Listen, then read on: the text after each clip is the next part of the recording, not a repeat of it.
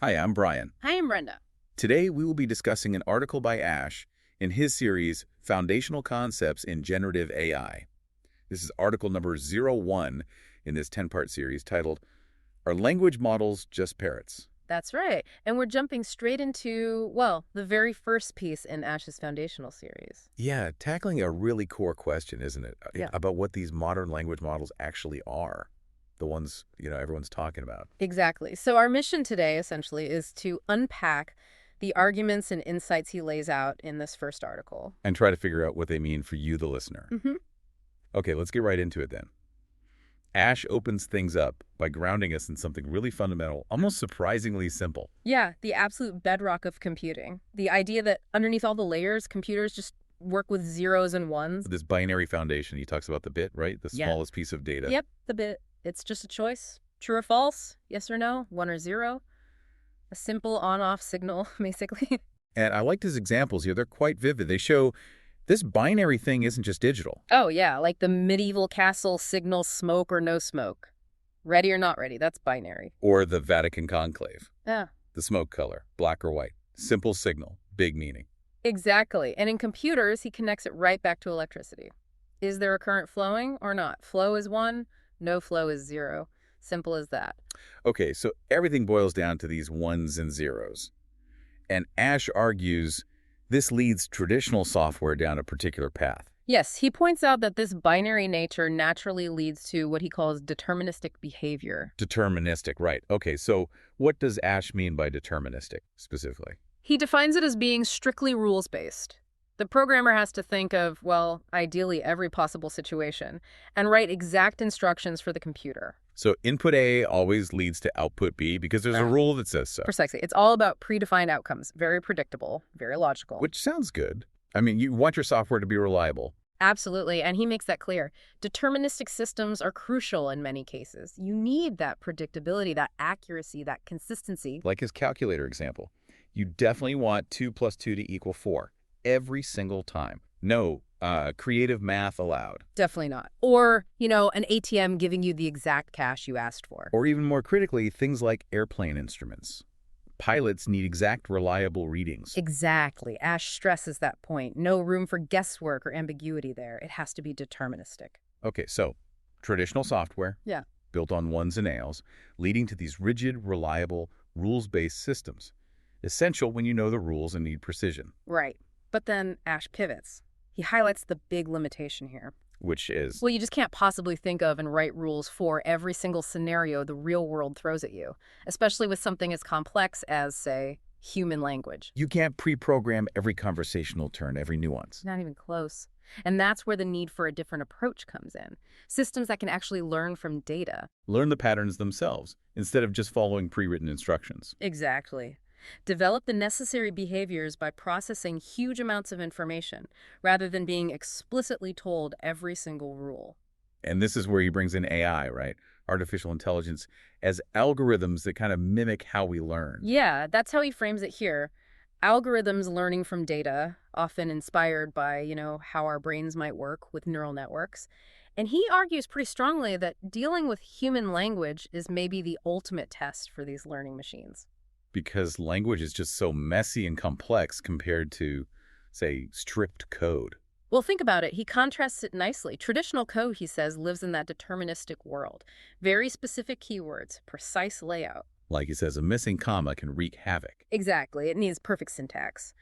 But human language, it's full of ambiguity, context, unspoken assumptions, stuff that rules struggle with. Right. Trying to capture all of that with deterministic rules feels impossible. Pretty much. And this is the jump Ash makes. He says large language models, LLMs, are something totally different, a fundamentally different kind of thing. How different? He puts it quite starkly. They are the opposite of deterministic. The opposite. Whoa. So, not rules-based at all. Yeah. Then how on earth did they generate coherent text? That seems like the big puzzle. It is the puzzle, and this is the core mechanism he dives into. LLMs, these big models, They don't operate on explicit grammar rules or semantic logic like we might think. So what do? They guess. They guess. Essentially, yes. They simply predict the most statistically likely next word or piece of a word in a sequence based on the context they've seen. Just guessing the next word. That sounds way too simple for something that can write poetry or explain quantum physics. It sounds incredibly simple, I know, but it's the scale and the statistics that make it work. He gives that great example. Last but not the. Least. That's the obvious next word. Right. And the model predicts least because in the vast ocean of text it was trained on, least follows that phrase most often. But crucially, as Ash points out, no one told it the rule after last but not the comes least. Exactly. That's the key. It's not applying a grammatical rule. It's calculated the probability based on trillions of examples of text. It's pure statistics. So it's pattern matching on a massive scale, predicting the most probable next token based on learned statistical relationships. You got it. It's probabilistic or stochastic, not deterministic.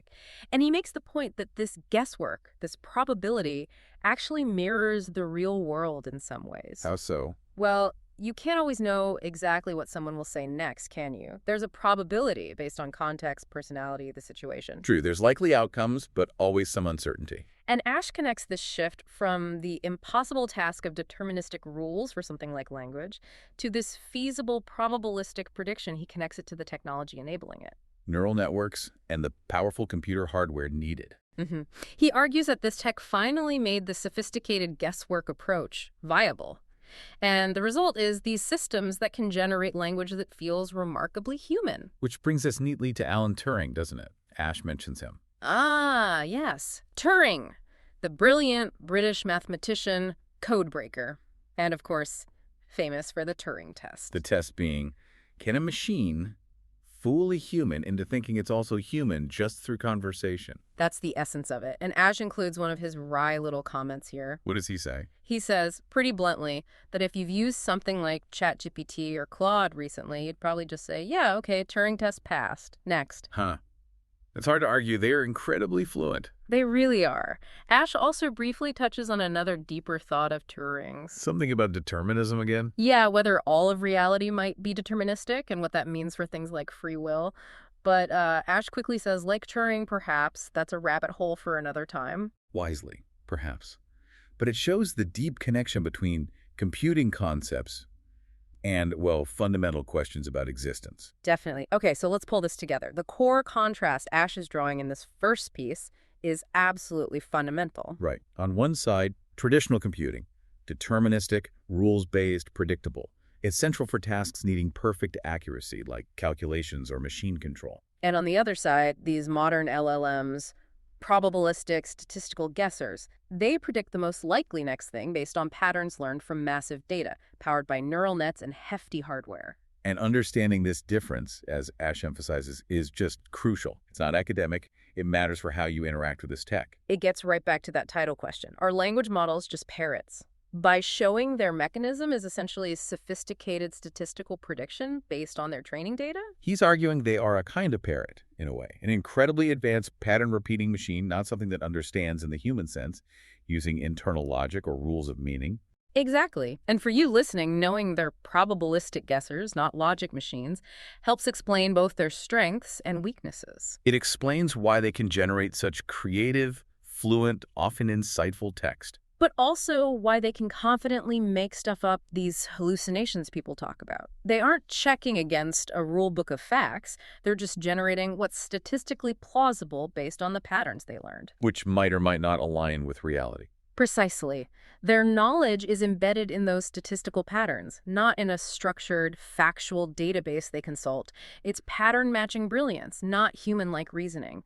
That probabilistic engine defines both what they can do and what they can't. Okay, so that leaves us with a pretty deep thought to chew on, drawing directly from Ash's points. Right. So if these LLMs work by essentially guessing the most probable next word based on statistical patterns, then that guesswork lets them communicate so convincingly they can pass the Turing test. What does that actually tell us about understanding, or even intelligence itself? It's incredibly sophisticated, probabilistic pattern matching the same thing as understanding. Or is it something else entirely that just looks similar from the outside? Yeah.